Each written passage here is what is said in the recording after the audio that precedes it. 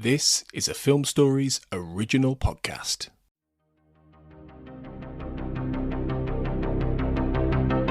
This is Writers on Film, the only podcast dedicated to books on cinema.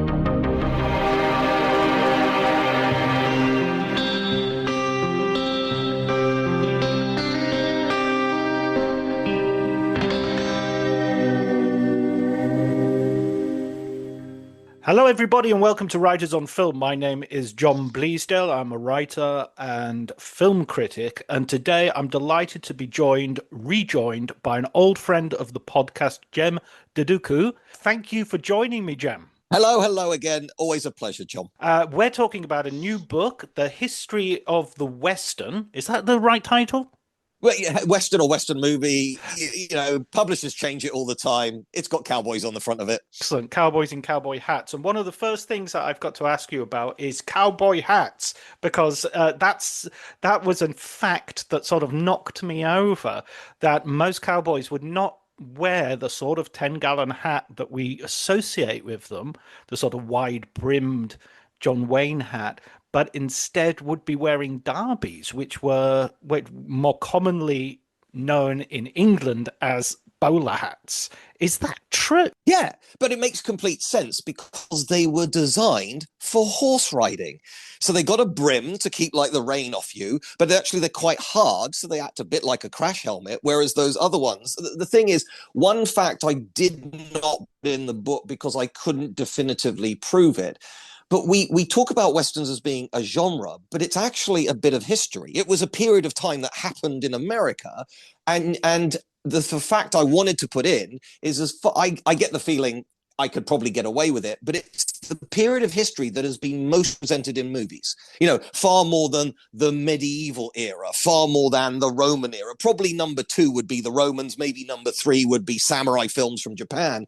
But it is interesting, and because of that, we might start nitpicking at like armor if it was a medieval movie, but we're so used to the Western sort of visual language that when we see photos of what it was actually like on the wild frontiers in 1880, it's like, well, they're doing it wrong.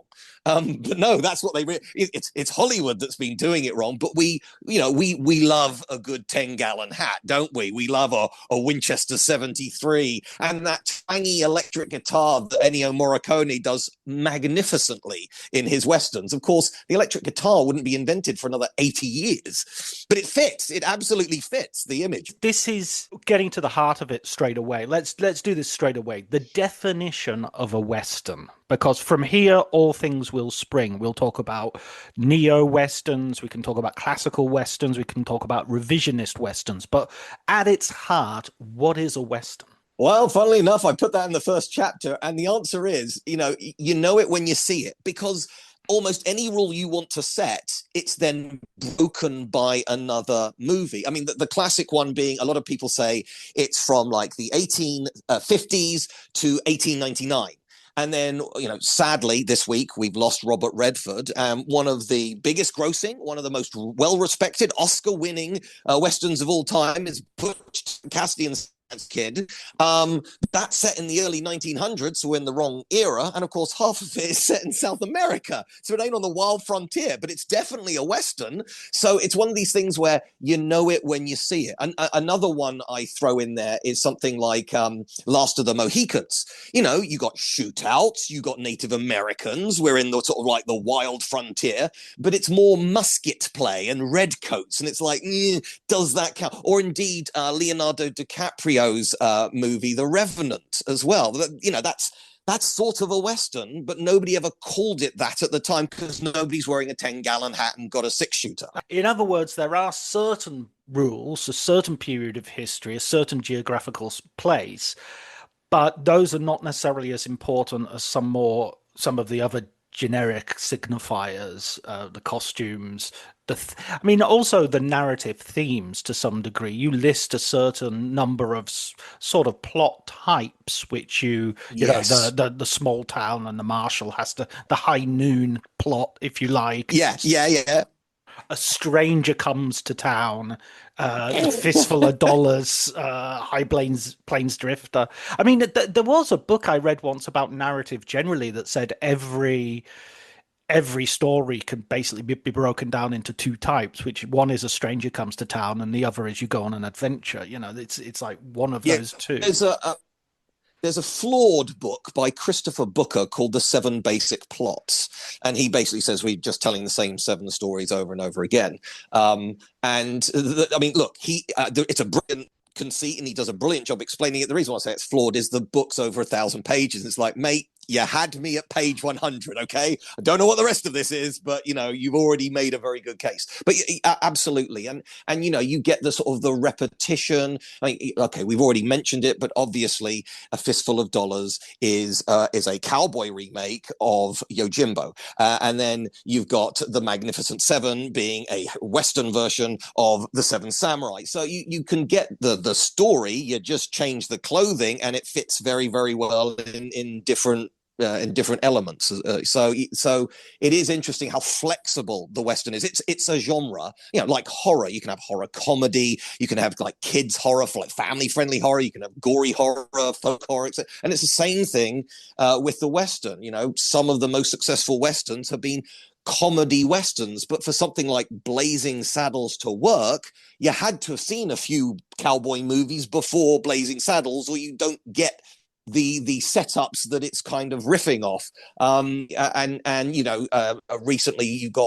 Relatively recently you got Bone Tomahawk, which a lot of people like, very cult movie, but is flat out a gory horror Western. Kurt Russell obviously being fabulous in that one. So you can have art house, you can have, action, war as well. That it is interesting seeing when is it a war movie and when is it a Western? Because if you've got the US cavalry fighting the Apache Nation and their actual warriors are two military units fighting. So is that a cowboy movie or is this a war film?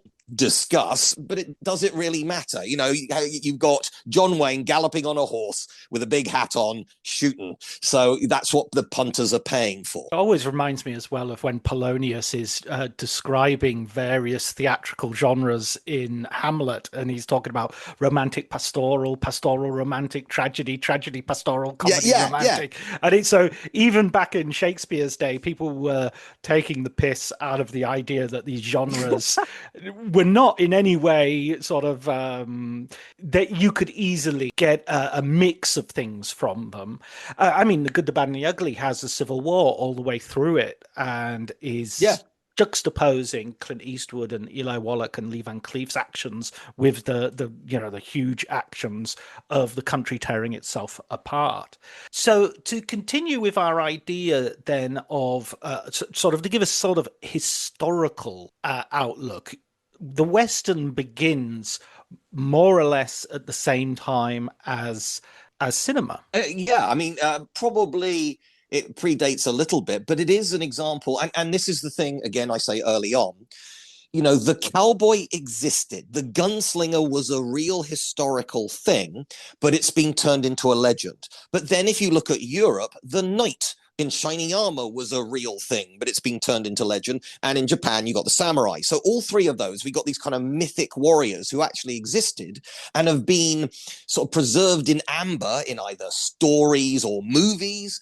And, we tend to believe the hype rather than the historical record. But the difference between those three is when it comes to the Western, you've literally got some of the people involved in the Western. The example I gave is Wyatt Earp was literally supervising some early silent versions of the, gunfight at the OK Corral in his life, which obviously, William Marshall, the famous knight from the, Middle Ages, he couldn't have possibly done because he'd been dead for 500 years before you get to cinema. So you get this really weird, powerful, potent mixed immediately. The legend is being recorded more often and is more popular than here are the actual facts of what happened in 1872. So it is almost impossible. I feel sorry for it's not my area of expertise as a historian, but I feel sorry for the ones who have to constantly unpick, going, yeah, that never happened. Oh, it's written down for sure, but there's no way that could have happened because we know about the technology, or if you look at it, he wasn't even in that town at that time, and so on and so forth. Yeah, there's something of the joy kill about that sort of Yeah, factual yes. checking. I mean, you mention it, and I think we've talked about this previously on another podcast about how no one could cut a rope with a bullet. Yes. So that Yes. idea We did in do that before, yeah. yes, we won't go into it, but I'm not going to pay attention to that.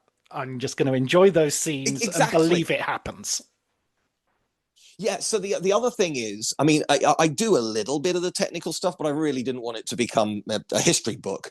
But one of the things I never quite understood was in the US Civil War, we all know that they were firing muskets and having to shove the stuff down the bottom into the barrel, and you know, you could only fire twice a minute kind of thing. And yet the captains and generals had revolvers. It's like, whoa. But if you've invented the bullet, why aren't you using bullets in the muskets? And the answer is they hadn't invented the bullet yet. So if you, I encourage people to have a look at something like, priming a Colt Peacemaker. So, which is one of the first firearms. And basically what you had to do is, and you see this in things like Good, the Bad, and the Ugly, it's totally inaccurate. They've got the right gun, but they're firing bullets. But what they actually do, if you think of the barrel, there's quite often with like Clint Eastwood, there's like an extra bit under the barrel. It's like, what's that? I will come back to that in a moment. But first of all, what you do is you get the cylinder out. You then have to pour into each cylinder a bit of black powder. Then you have to put a ball into each one of those cylinders. Then while the gun's pointing up, you then put it back in. And that's what that little bit under the barrel is for. It's a lever to push it all together.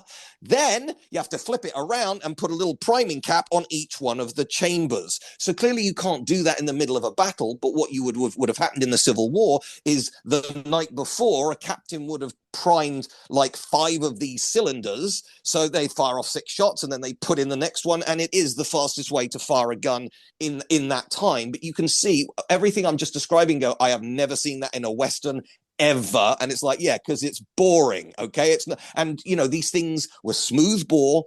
The bullet would come rattling out the front. You'd be lucky to hit anything. And yet the one I particularly remember is for a few dollars more, you got people firing hats off each other just to show how good they are at gunplay. And it's like, is it a great scene? Yes. Is it in any way accurate? No. But I'm not going to be a spoil sport here because we are talking, this book is about cinema. It's not about the history of the Wild West. So as we go through the development of the Western, it goes through various phases. You have silent Westerns, you have films like The General with Buster Keaton, which is sort of a Civil War drama, comedy, I should say, and by the way, a precursor to Mad Max Fury Road. I think that's total. Yeah.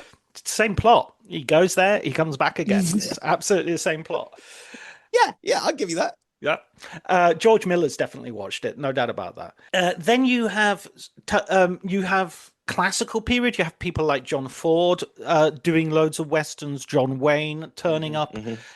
Before then, there's been a whole bunch of Western stars who nowadays we don't know as well. People like Tom Mix and Roy Rogers and all those folks, some of whom sort of bleed into the John Ford company. And is this the period in which the film Western sort of becomes, those main elements that we talked about are put in place? Yeah, to be honest, so the earliest moving picture story, and I put this in the book, it's called Kidnapping by Indians, and it's from 1899. And it's it's less than 2 minutes long. You can see it on YouTube. And what you've got at the beginning is you've got a girl. She walks onto screen. There's a bunch of natives. They see her. They grab her. Nearby, there is a campsite of cowboys, and they see this sort of kerfuffle going on. So they bring out their guns. There is a gunfight, and then they grab the girl and keep her safe from the natives. And it's like, okay, that is less than 2 minutes. It's a very rudimentary filmmaking. That is pretty much what the Western's going to be for the next 100 years. It's remarkable how fully formed it is at the beginning. But the thing I particularly love about it is It was filmed in the Midlands in England. So, we can start talking about cultural appropriation and, colorblind casting. And, there's some very unwoke stuff going on in that one. But the reason why it was made in the first place is because while this isn't film, I do sort of start the journey with, Buffalo Bill's Wild West show. And, that was popular enough that you had people like Queen Victoria and the Kaiser of the German Empire going out of their way to see this. That's how popular the Wild West was in the world. And so immediately, like I say, the legend is already there. Bill Cody was very smart. He was literally grabbing people who were part of the Wild West story and parading them around like Sitting Bull, etc. He had nowhere else to go, so might as well earn some money out of it. Recreate the, my glory days every night and get paid for it. But it meant that the whole world wanted to know about it. Now, you never know what's in people in the past's mind unless they write it down. But America in 1880 was the back end of nowhere. The real power was in Europe. It's the era of La Belle Époque in France, the height of the British Empire, the start of a German empire, etc. In every possible way, Europe was richer and more industrialized than America.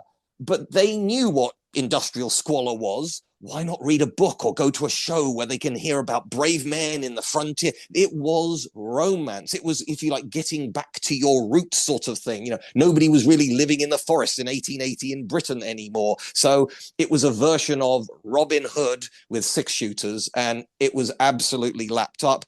And that's preserved in it. So pretty much from the very beginning, what is a Western is there, and you can recognize it. Perhaps the first proper Western is what people tend to refer to the Great Train Robbery of 1903. But as I make the point, that was filmed while the real Butch Cassidy and Sundance Kid were actually robbing trains. How historically accurate is it? 100%. Everyone's just wearing their stuff from this year, and that's what Butch Cassidy would have seen whilst robbing trains in America. But that was filmed out in the East Coast, not in the wild frontier. I think that's fascinating as well, that sort of overlap between the modern and the period, which is largely felt to be sort of mythical and imaginary. I think there's a sort of Whose Line Is It Anyway quiz show in America where the contestant, or somebody has a secret and the contestants have to guess what the secret is. And the secret is, as a boy, he saw Lincoln shot.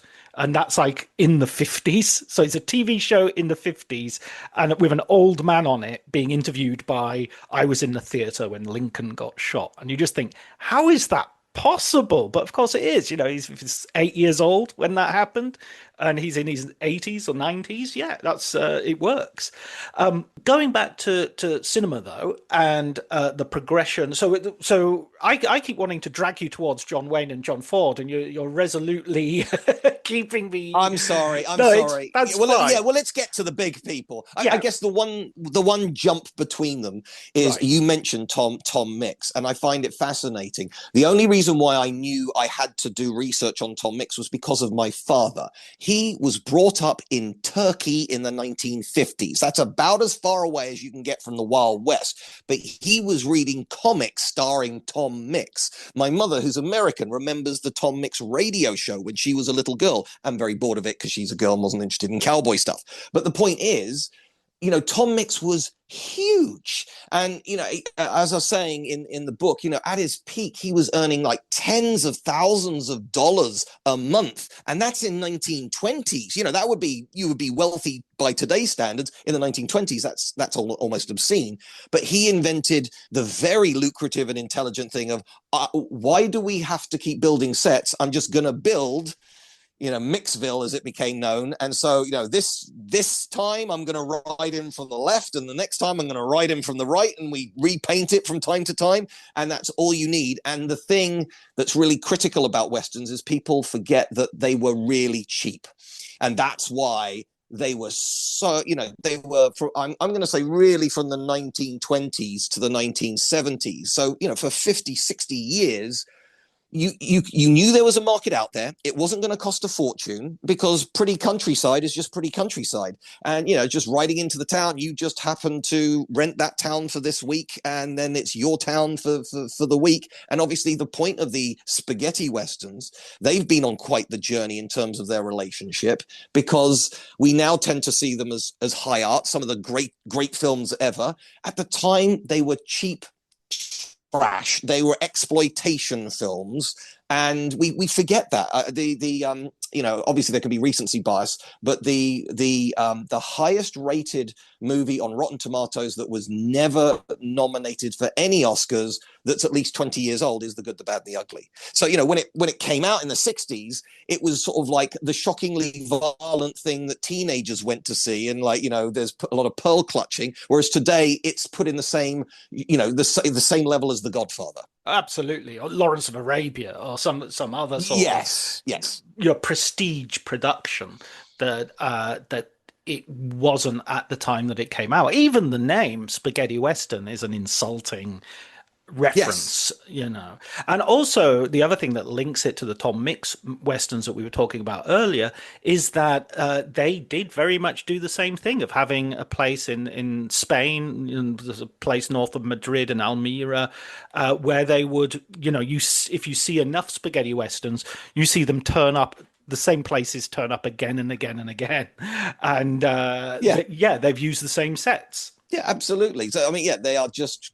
If this is all about economy, this is sensible filmmaking.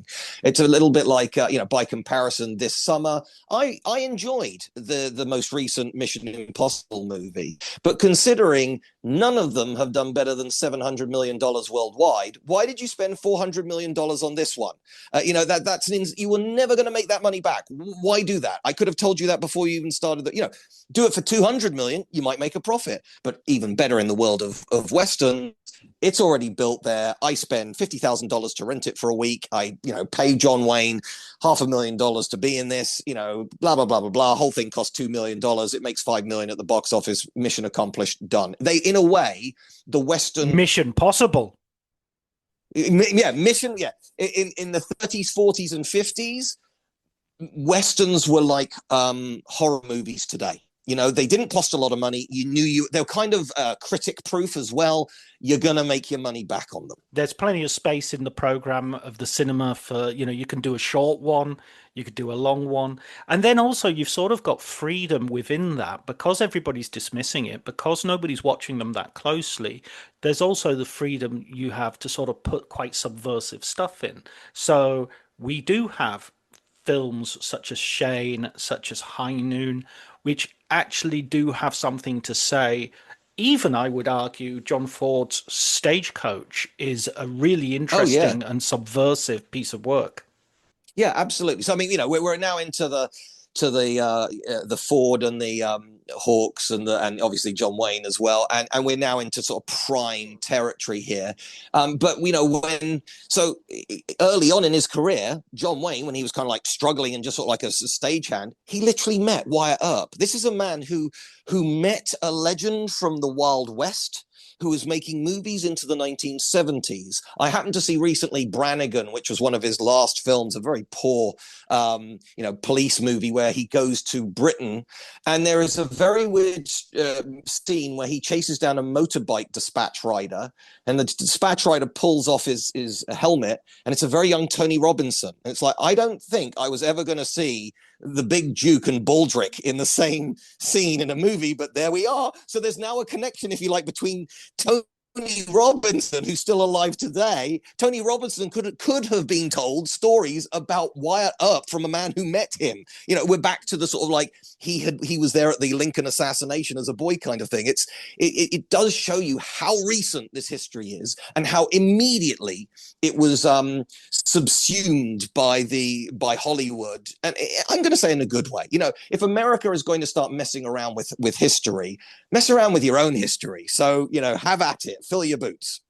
Yeah, we can talk a little bit later, perhaps, about the certain angles of it, which are certainly more morally ambiguous in terms of sort of, you've already mentioned cultural appropriation, racism, but I think, in a way, I want to stress the less obvious idea. And John Ford, I remember when Quentin Tarantino was shilling his Django Unchained around, he made a point. He had a sort of bit where he had a go at John Ford because he was an extra on Birth of the Nation and all this sort of stuff.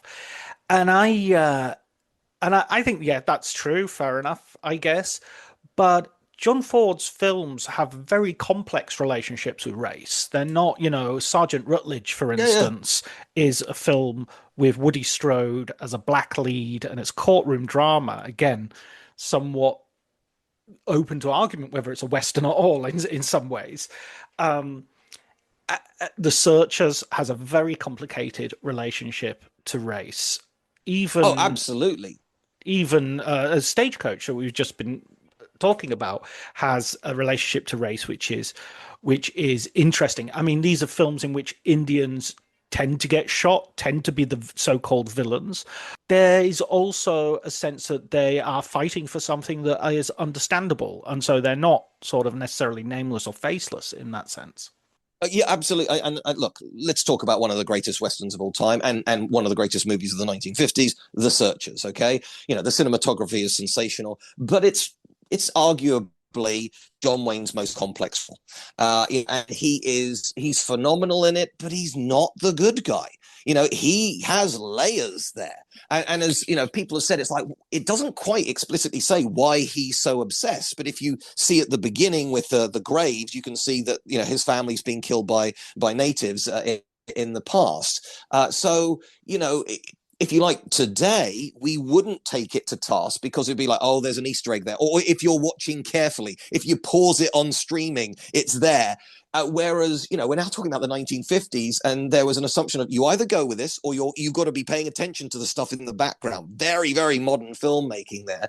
And yes, Natalie Woods and too many times do we get, Caucasian people or sometimes Hispanic people with, fake tan put on them, using thick, cliched accents, but again, if we believe today we are more morally, culturally, the whole diversity argument is more acceptable, and we are sort of like much better in terms of representation. If we believe that to be the case, which I do, well, if you start looking at movies in the back, well, you're rewinding all of that. So I'm sorry, but 1950s America was racist is not a shocker, and you should be able to prepare yourself for that. And the thing I really tied myself up into knots over in the book is I am always going to use the term Native American or indigenous person, or sometimes First Nations people. Okay, those are the preferred terms by those individuals, by those groups.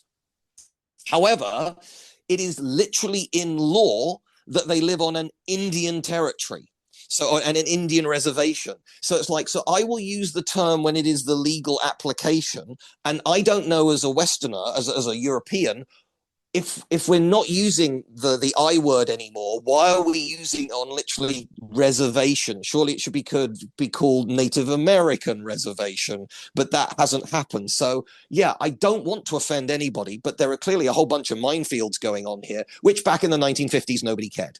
But you are getting something that is certainly suddenly holding up much more of a microscope to it isn't as simple as white guys versus red guys, goody baddie kind of thing. And also, obsession is never a good thing. And, it's brilliant that when he finally gets, his niece back again, she's been indoctrinated, for want of a better phrase. And this is loosely based on some real history. There is this, I think sometimes this willingness to say that the native people were absolutely annihilated. Absolutely. As I say in the book, at best, it's ethnic cleansing. At worst, it's genocide. But that's not to say they weren't without agency. There weren't times when there were, settlers massacred. There were times when the Seventh Army got massacred. There were moments of agency. These weren't just vegetarian peaceniks. They fought against each other. There was slavery in their culture. So it is more complicated than that. And The Searchers is absolutely a first interesting step in that direction. And that's only, I'm doing the maths here, That's less than 30 years from the very, very first sound movie. It's only, it's about 15 years from when we start getting color movies. And so, this is really quite cutting edge in the 1950s. And I think it does get respect. But again, I've got kids. I know you do too. I've made them watch some movies, some westerns, and they like them.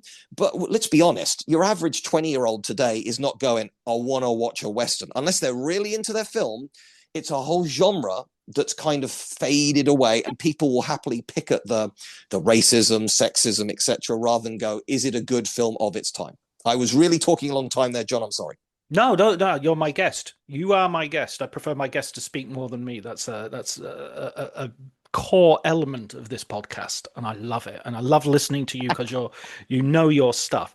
I want to engage with you with this as well, because I mean, there's a couple of points to be made, which I don't think I don't. This isn't pushing back in any way. I think this is probably just giving a few other points which go along with your argument. First of all, John Ford was beloved of the indigenous population around Monument Valley, with whom he worked, and he supported their economy, and he encouraged them to do their traditions with the film crew and to integrate with them. And so that's one aspect that I have to point out, that they, although you have some white actors playing Scar, for instance, and playing the so-called mixed race cousin, the extras are all played by indigenous people, and so in that sense, the brown face casting was kept to a minimum, although that was not really a concern of those days. You have Burt Lancaster playing Apache in the 1960s, and others playing very crude stereotypes way into the. I mean, when was Soul Man out? That was 1980s. He went there. Yeah. So there is that. The other thing I would really like to argue against this idea, because I have heard podcasts. I've heard a really good podcast that I used to listen to a lot called Unspooled, and they went to the Searchers, and there is a sort of arrogance about today's attitudes, where we look back and first of all we tend to stereotype and simplify them as if people weren't thinking of this back then, and we're the first people to discover racism. Well, I mean, if you fought a civil war about slavery, I think people have been thinking about racism quite clearly. They might not have come to the same conclusions as you, but those thoughts are abroad. Those thoughts are around. Those discussions are happening. Frederick Douglass is writing before any Western has been made. So yes, these ideas are available to you. The contradictions of racism are available to you from the founding fathers to the present day. So I don't think it's either a point of defense or a point of attack to just say, people didn't think like that in those days. It was around. It was around, and it was open to discussion. It was open to debate. And you could see that by the fact that people like John Wayne and John Ford would get into arguments with other filmmakers, and indeed with each other. And someone like Ward Bond, who was a big member of the John Ford group, was much more virulently right-wing than Ford was, even though Ford was fairly right-wing at the time. You also got to remember that Ford is a fairly recent immigrant to America. He's an Irish immigrant who's literally off the boat. So he's a little bit more like DiCaprio's character in Gangs of New York, who sort of, his Americanism is freshly won, so to speak. I also wanted to say that there's a brilliant shot in The Searchers, to go back to the cinema element, where we see Ethan, who is the John Wayne character. He goes into a place where kidnapped women have been recovered by the army and are being held in some sort of hospital / asylum as they're recovering. Obviously, they have been traumatized by sexual violence, which was a historical fact. He says something very racist, because they say someone says, "Oh, these white women are, are suffering," and he says, "I don't see any white women." But then, as he's leaving, he sort of turns around and he looks, and there's this amazing zoom that comes up to his face as he looks back, and the look in his face of being haunted and himself traumatized is so humane and empathetic. It's so, this is a guy who has built bulwarks of hatred around him. And that hatred is based on that virulent racist idea of protecting women. And we don't need to say this in 2025. You're talking from the UK, in which the protection of our girls is once more being chanted on the streets in support of racism. So that's he's protecting his worldview in that way. And then you see the fragility of that. You see the basis of that is actually quite fragile. And so when he saves Natalie Wood at the end and you think he might actually kill her, yeah, that's on a knife edge, that decision. And he chooses not to be too much of a hippie, but he chooses love. He chooses reconciliation. I think that's perhaps the better word. I don't think John Wayne was necessarily a peace and love man, but yeah, absolutely. And this again belies the idea that 1950s. I mean, look, every decade there is some hot garbage out there, and in the 1950s it did tend to be a bit more cuddly and straightforward. But if you look, you will find really. I mean, personally, you're going to shoot me for this. I am not a huge fan of Hitchcock, but obviously he's doing some of his most interesting, almost perverse work in the 1950s, and that was mainstream as well. So yes, of course, there was more nourishing storylines and character work in the 1950s, and I think that this is a good example of that. People do talk a lot about the cinematography, but there's a reason why The Searchers is considered a classic piece of Hollywood. You've got everything there. It is a genuinely good story with genuinely good acting. Yes, John Wayne is an example of a film star that doesn't really exist anymore. But you had your Robert Mitchums, the Cary Grants, all these sort, they sort of like these very patriarchal people, and you're paying to see them be the same person in a different situation. I guess Schwarzenegger could have been one of the last people like that. Anytime he wasn't just like the muscle-bound killing machine, the movie didn't tend to do as well. But if he's a muscle-bound killing machine, but with children, then Kindergarten Cop does well, or Predator, or whatever. And so it's the same thing here. And so you got to admire John Wayne taking that, the cowboy, the guy who would rather sleep with his horse than with a woman kind of thing. But he's adding these extra layers of potential fragility, racism. He is not an instantly likable character as he is in, Rio Grande or She Wore a Yellow Ribbon or whatever. This is proper Hollywood, if you like. This is cinema as an art form that is both entertaining and impressive and complex. So you get that.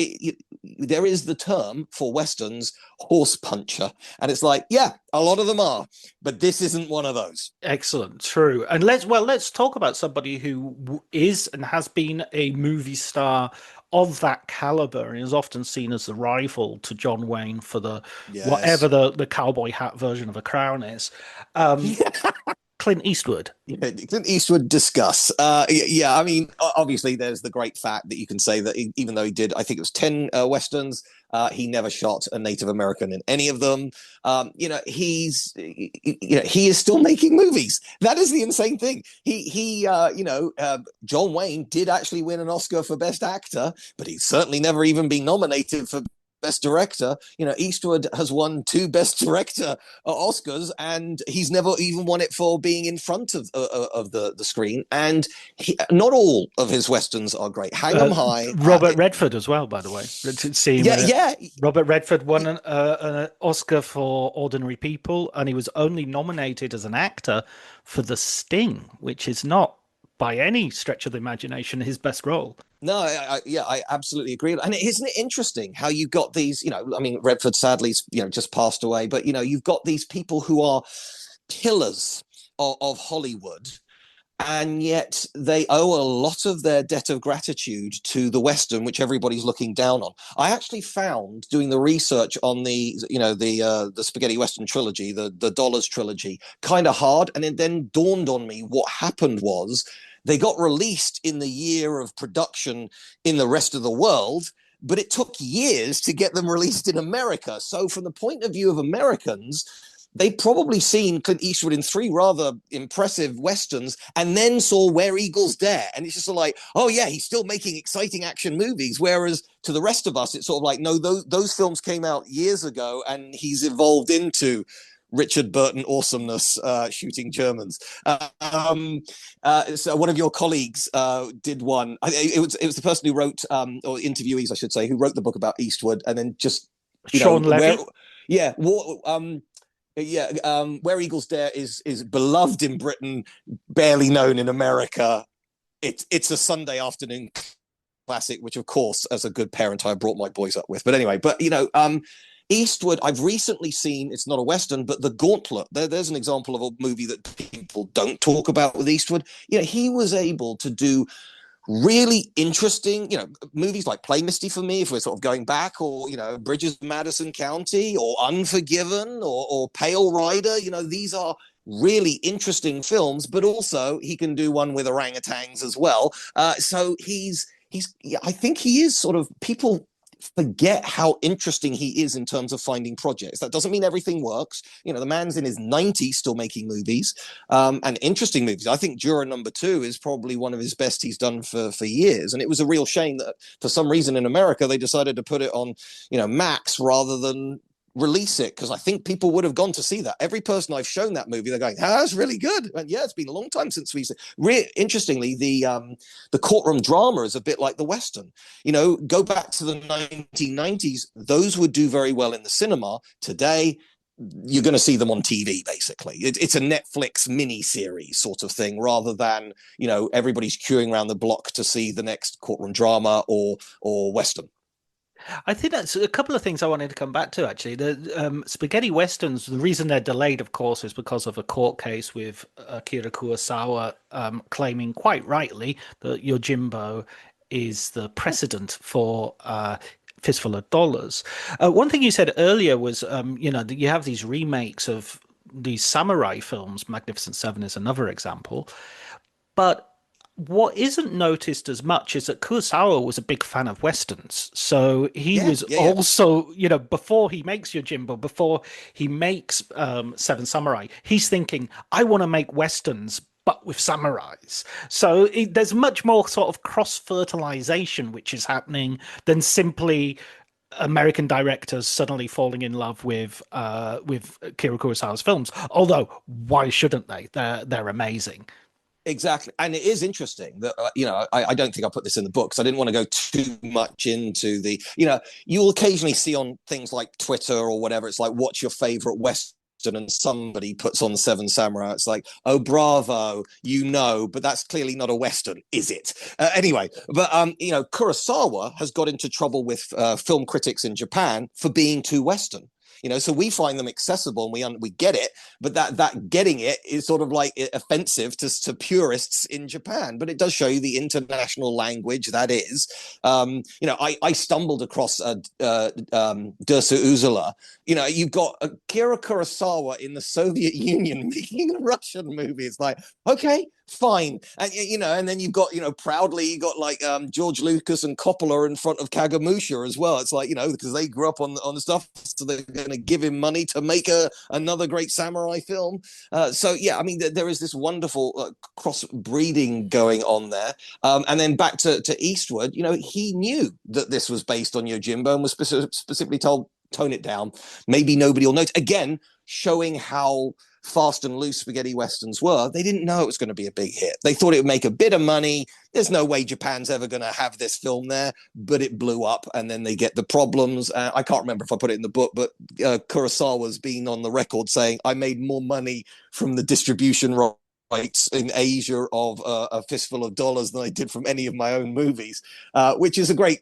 I don't know if that's actually true, but it's a very good line to throw out. Yeah, it's in the Christopher Frayling book as well. So I think it's a pretty solid piece of either anecdotage or it's true. Yeah, The yeah.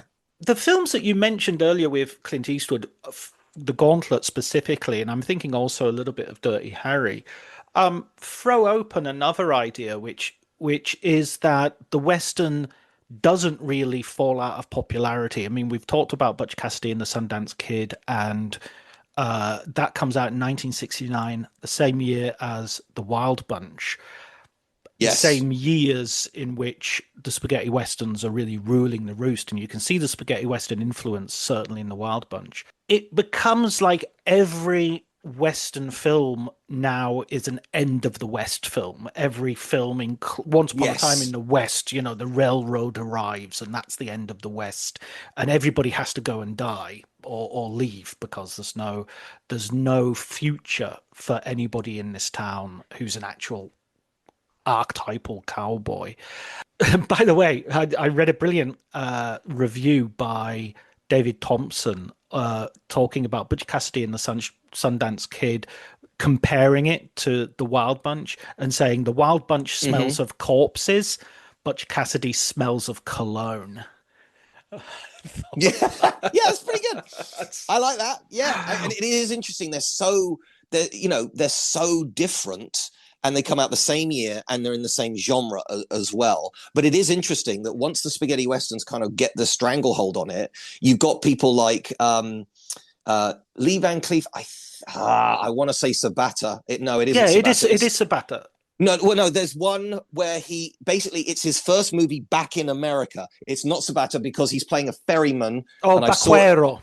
Thank you. Baquero. Yeah, and it's like if you didn't know it was filmed back in America, you couldn't tell that. They are filming it exactly the same way as now the spaghetti western has taken Europe has taken over America in terms of this is how you tell these stories, which I found really really interesting. Some of these films, look, there is no way I can put every single Western in a book. Okay, it would just turn into sort of an encyclopedia, if you like. So Baquero isn't in there. One that I discovered after I wrote the book was, again, this is just a lot of these are sort of sitting around just on YouTube, but it's the Oxbow incident, Oh, and that's so good. basically it's really good, and it's basically 12 angry men on horses. It's sort of a courtroom drama, or a moral Henry Fonda's in dilemma. it.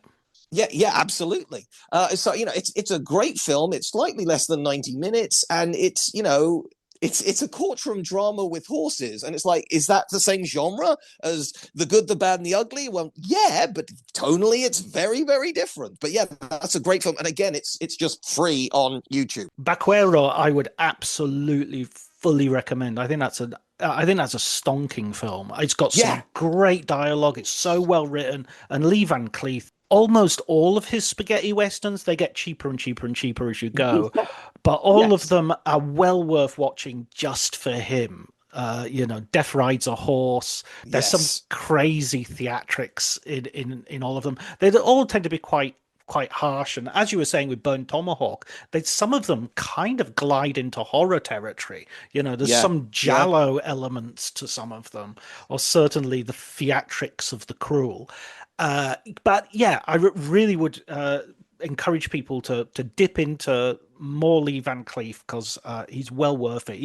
He's never given a bad performance. I mean, Absolutely. And they are kind of similar characters, I guess, a bit like Eastwood. But the thing that always separates it is he was a big pipe smoker. So in every movie, he's smoking a different pipe. So that's how you can he's got the big one in yeah. this movie, or he's got the small one. Anyway, yeah, yeah. So lots of pipe action. So we go up to let's go up to the present day because I think the present day we could probably mark the 90s and Unforgiven as like the last real high watermark of Yes. the cinema western. That's one that wins Oscars. It's kind of universally praised. Although I remember Roger Ebert being a little bit lukewarm on it on one of his TV reviews. But it's a really good classic Western. It kind of has its cake and eats it in terms that it's revisionist, but then in the Yes. final 10 Yes. minutes, it's like, screw this, I'm just going to shoot everybody.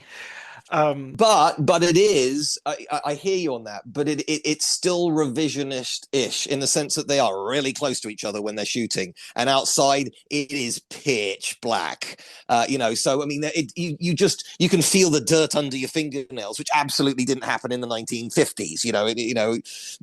Everybody's immaculately. I didn't realize how important these sweat and stubble was in the spaghetti westerns, and the Americans had just never seen it before. And then going back to the 50s, it's like, yeah, I mean, look, we've lauded praise on the Searchers, quite rightly too, but considering he's basically out in the wilderness for like 15 years, he's always freshly shaved, and as you said, sort of smells of cologne, so it's like, you can smell the stench on some of these people in like, for a few dollars more or what have you. And that's one of the things we love about it, the characterful play of it.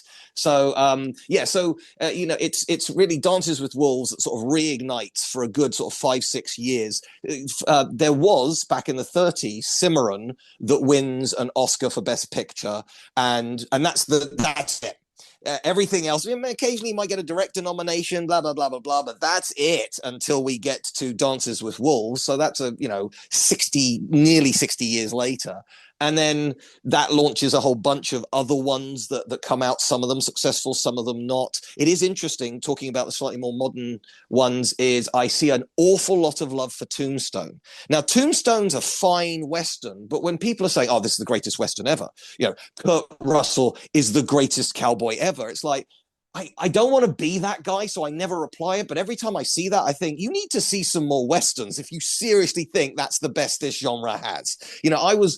This year I saw for the first time Pat Garrett and Billy the Kid, and I was really blown away by that. That's Peckinpah at his most visceral, blowing off the heads of chickens. Absolutely cannot do that anymore in a movie. But, I get the idea. It is brutal and horrible and ugly. But you're right. After kind of Unforgiven, I think there's only so many sort of like shootouts that we can see, and it starts fading away. But like every one of these genres, it evolves. We said off mic, I think it was 24 when the American Horizon of Part 1 came out with Kevin Costner, and I wanted to see that because I wanted to put it in the book, and I was in the cinema with one other person, and there was a conversation. It's like, is this? Costner did it with Dances with Wolves. He did it with Open Range. Is he going to do it again? And if you know your Westerns, it's like, wow, you are giving us the greatest hits here. There's a bit of Hawks there. There's a bit of Ford there. There's a bit of Leone there. It's like, yes, yeah, I've got it. It's like, but who is watching those films? I am a middle-aged man with teenage kids. Who is this for exactly? Because people in their 50s are not going to the cinema like they were 10 years ago. And it absolutely flopped. And I'm kind of jealous of you. You don't know this, but you've seen Part 2. I haven't seen Part 2 yet. There's no way to see it in the UK. And of course, there's not going to be a Part 3. Does it end on a cliffhanger, or does it wrap things up? No, man. No. It ends looking for. I mean, it ends with another looking forward to parts 3 and 4. So okay. They have shot something. So there is some. There is obviously a story that is continuing. They obviously have the scripts written. It's just they're commercially don't seem to be viable. But the thing is, I'm a little bit against this idea of forecasting whether a film will do well out by examining the audience, because if you were around in 1998, 1999, 2000, and you were trying to sell a movie about the Roman era and gladiators and things like that, people would say, well actually, let's do Dances with Wolves. You're right, Dances with Wolves shouldn't have worked at all.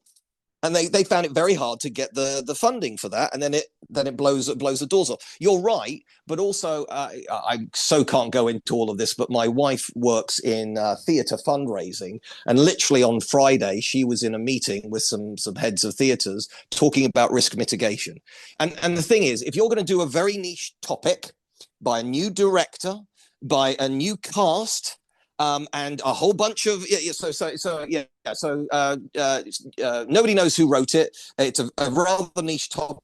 Nobody knows the cast and nobody knows the director. I think it's safe to say Only a miracle will make this make money. However, you could do all of those things, but if you then have Idris Elba as the main character, people will come. So you don't have to change much to kind of make things happen. And I guess the thing with Dances with Wolves is, Kevin Costner in the late 80s was beginning to get heat. So possibly that might have helped him there. And then if you're saying about Gladiator, you're right. But also Ridley Scott hadn't had a bad 90s. So, he could sort of put stuff together. Again, he had had a great 90s. G.I. Jane, White Squall, but it made 1492. money. These things 1492 didn't. No, it didn't, and White Squall didn't either. But G.I. Jane, despite the risible reviews, I haven't seen it since the 90s. Have you? No. Viggo Mortensen's in it as well. Yeah, he is. So anyway, so look, you're never quite sure, but sometimes you can mitigate things a little bit. And if you keep getting flop after flop, I guess it's a little bit like the other obvious genre to talk about is superhero movies, because prior to COVID, even really average ones could make a ton of money. Nowadays, yeah, they still can, but they've got to hit the audience. Nobody wanted to see Ant-Man 3 Quantumania. It cost an obscene amount of money. Nobody gave it a good review, and nobody really went to see it, so it ends up losing money. So yeah, we have to be a lot more careful about that. And the Western's been through that era, but as we sort of said, and what I say in the book is, it's evolved. There can now be prestige Westerns. Either it has to be a neo-Western, or it's a prestige Western that's a TV series. So something like Deadwood, or sort of something that combines both the sort of hyper-modern and TV with something like Westworld, for example. Or American Primal, or... Yeah, I loved American Primeval. American Primeval, sorry, yes. Yeah, that was a great series. Yeah. And it did well on Netflix. So, people still have an appetite for it, but it is a hard sell. It seems, to get people into the cinema to see it, unless it's Tarantino. Yeah, I'm still, see, the thing is, I think there's not enough is thought about in terms of, there's something called, pattern fatigue, where pattern exhaustion, that is in archaeology, when you have ceramics and they collect ceramics from a certain culture, and it goes down the decades and the centuries, and at a certain point certain cultures just exhaust the number of patterns they can have, and so it's sort of like the culture stagnates because they've kind of gone through all the patterns they can do with their ceramics, and they need to think of something else. And this is sort of like seen as a thing, and I sometimes think that that's true of cinema as well, is where you go over and over and over again the same genre until it's gonna, we're not going to make another one for 20 years, or we're going to make one or two in the next 20 years rather than 20 or 30 a year. And I think because no one sees that pattern fatigue until it's too late. Yes. Conversely, nobody sees the new pattern emerge until it's there. So, for instance, the Blair Witch Project had none of those things that you're talking about. No actors with a name, first-time director, first-time writers, a concept which was completely not. It wasn't the first found footage, but it was the first really well done found footage, and boom, you've got this massive hit. And so I think that is something. By its very nature, it's relatively rare. You can't calculate for it. You can't bet on it, but you ignore it at your risk. And certainly as an audience, we should have our feelers out for these things to happen. And we also need to provide cinemas and platforms in which we're not being averse to risk, because we don't get those films if we're always averse to risk. We have to risk. 100%. Yeah. Yeah. And you can sometimes see some films, particularly by Disney, have been kind of precision committee, decision by committee, sort of precision engineered to be a hit, and they're utterly soulless, lifeless husks. And I love it when they flop, because it's saying, no, people do actually want a spark of creativity or originality to it. You can remix the same old stuff in an interesting way, like with Westerns, but, when did Westerns start fading? I think it's pretty obvious. It's in the late 70s. but they've really been a cornerstone of movies for 50 years. So that pattern is sort of like, we have pretty much done everything we possibly can. In the 80s, we get some slightly weird ones. I use the example of the third Back to the Future movie, which is sort of set in the Wild West. But again, you only get it if you've seen some Western movies. You got I very passing, I talk about the Young Gun films, but what was interesting about those were the actors in it. People wanted to see Emilio. That was the 3 years where Emilio Estevez could open a movie. Or indeed, Pale Rider is. I really like Pale Rider. I prefer it over. My brain's now just a bit of a brain fart. I prefer it over the other Eastwood one that they were saying, High Plains Drifter. Okay. They're sort of saying it's a lot of people say it's a metaphysical version of High Plains Drifter. I prefer Pale Rider because I like the idea of, like, is he human or is he the embodiment of vengeance? And I love that kind of that version of it. That's a really cool one. And then we get to I use the example, you've already said it, of like Mad Max. A guy rides into town, they're under attack by bandits, so he gathers everybody together to fight back. I mean, that is Mad Max too. It is also Stagecoach. It is also The General. It's also Fury Road. You just replace horses with diesel and you're there. And it absolutely works fine. That idea of being outnumbered, in a hostile environment, that's ripe for drama. And then if you get something as visually stunning and exciting and viscerally edited as Mad Max Fury Road, you get something that's considered a modern classic. Absolutely. And the wilderness becomes the wasteland, and the wasteland becomes the far west, So you can go ahead and have all those tropes and all those narrative beats, the unlikely alliance, the discovery of past atrocities that have happened to the character that have made them hard, all the rest of it. I totally agree. What do you think in terms of the future of the Western then? I mean, we've already seen, as you say, Horizon has performed. By the way, I wrote 2 reviews of both Horizons, parts 1 and part 2, for Sight and Sound, and I nailed my colors to the mast, or the totem pole, perhaps. That I was a huge fan of both, and they both have to be seen on the big screen because they are massive films. Yes. So they're wonderful to see in that way. So what do you think? Are we going to look back and say, actually, that was like a stage and here we are again, here's another reinvention of the Western? Or do you think that's kind of the end of the Western? And if it is, does that mean it's also the end of cinema? Because have we begun as, Ooh, that's deep. I think cinema's going to keep evolving. There are still big hits coming out, but people's habits are changing undeniably. It seems to have found a happy medium on TV. Fine, that's great. And I do think that we're going to see the occasional prestige one. If Timothée Chalamet has always wanted to make a Western, he'll make one. People will come and see it. It will re-explore. But I think people need to find something new to say. It's also I found it interesting that, again, pre-COVID, you would only see new movies in the cinema. Whereas post-COVID, people are, they realize, it's now 50. I mean, the one just recently, 50 years since Jaws came out. I've seen Jaws loads of times, but I've never seen it in the cinema. I went to see it in the cinema, and it was as busy as any other movie I've seen recently. And on the week it came out, it was number 2 in the box office in America. So that shows you that there are enough people appetite. I have never seen The Good, the Bad, and the Ugly on the big screen. I would love to see it on the big screen. And I imagine that if they, at some point, sadly, Clint Eastwood's going to die. And if they start showing some of his best work on the big screen again, that could get people excited about it. There's just a very brief aside. There's a guy I know, he's basically a friend of my son's, and he's just starting a film course.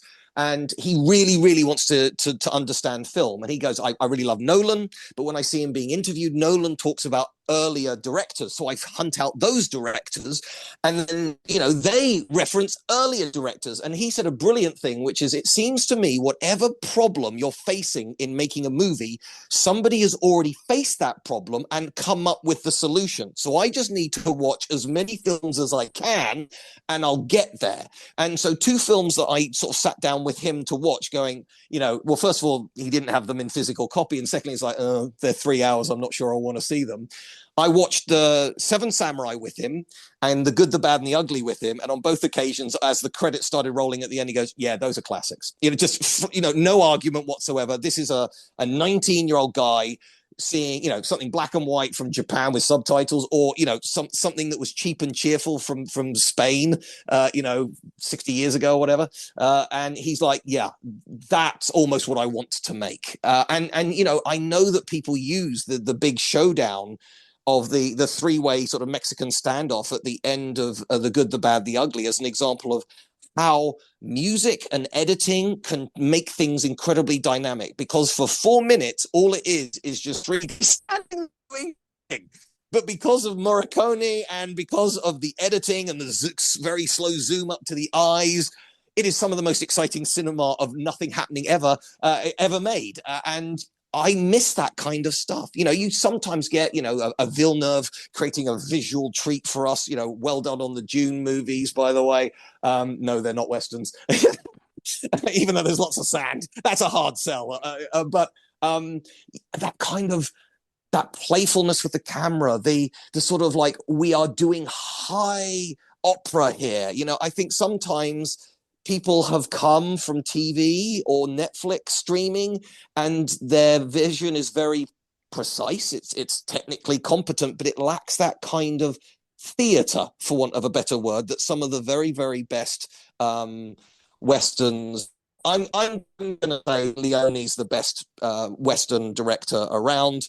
So apologies to Hawks and Ford and others. You know, you're good. You're very, very good. But there's just something about his I think the sort of like the sheer scale and the visceral nature of it. He's the one person who can combine the blood and guts with the just the sheer imagery of a Western, which is ironic for an Italian filming in Spain. Yeah, he's at the same time grandiose and pithy.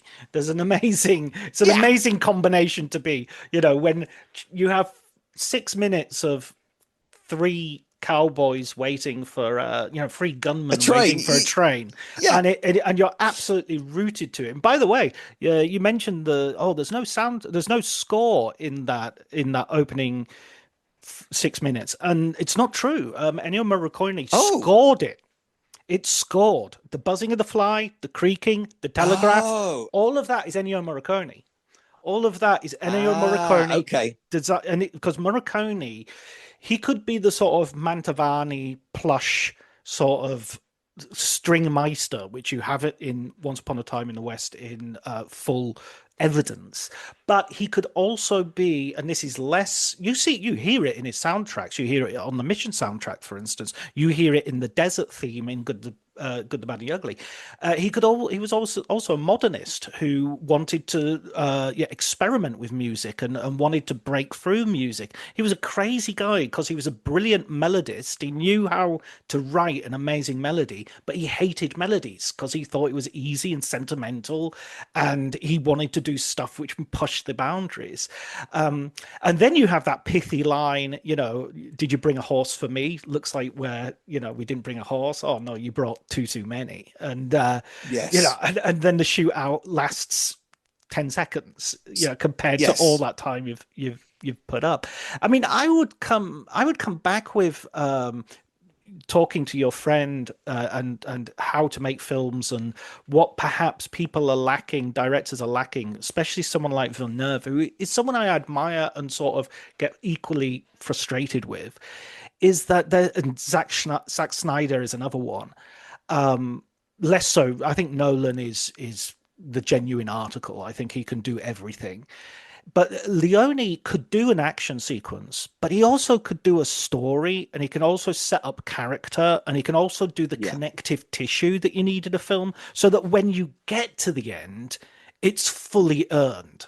It's not just an action sequence that he's done very well. It's the Yes. whole of the film justifies that ending, and the beginning is setting up the next scene, and the next scene is setting up that scene, and it has this he has a holistic vision of the universe of the film is taking place in. He used to study painting, like Goya and Greco and people like that, and for the lighting, so that he would work out what the lighting references were. He would also study, you know, loads of memorabilia from the period and photographs, and you will see sometimes little things that he did, like the Eli Wallach character putting together his own customized version of a gun from Yes. various different parts, which is just like beautiful scene once more, as historically inaccurate as that might have been at the time. Yeah, again, I'm not being a spoil sport here. It's a great scene. I Isn't don't it? care Isn't about it? the history there. Absolutely. Absolutely. Well, But it's interesting. You mentioned Nolan Yeah. there. Just one last thing to Sure. say. Look, he's gone from sci-fi movies and comic book movies, and then he's just done Oppenheimer, and now he's about to do the Odyssey, the oldest story in European history and literature. What happens if the next one is a Western? He's the sort of person where people absolutely follow him wherever he goes. So if he suddenly got a hankering to do, some kind of Western, he would be given all the money in the world to do it, and B, it would probably do well at the box office. And people who haven't seen Westerns would go and see it just because it's Nolan. That's an interesting concept.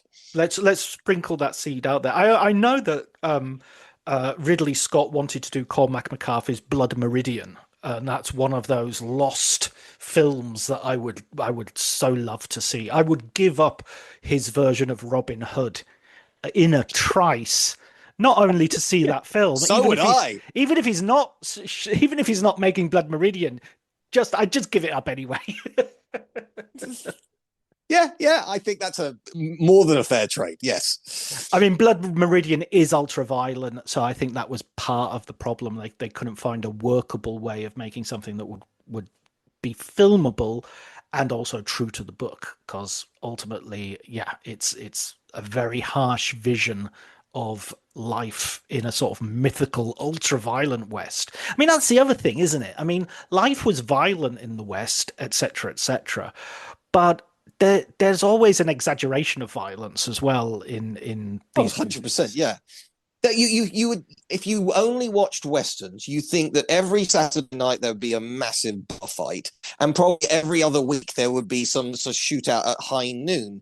And basically that's just made up by Hollywood. People did not arrange high noon, we're going to stand there and have a gunfight. The gunfight at OK Corral, I go through in quite a lot of depth to show you what actually can we say happened, what do you actually see in movies, and it's 30 seconds of basically anarchy. It's incredibly uncinematic.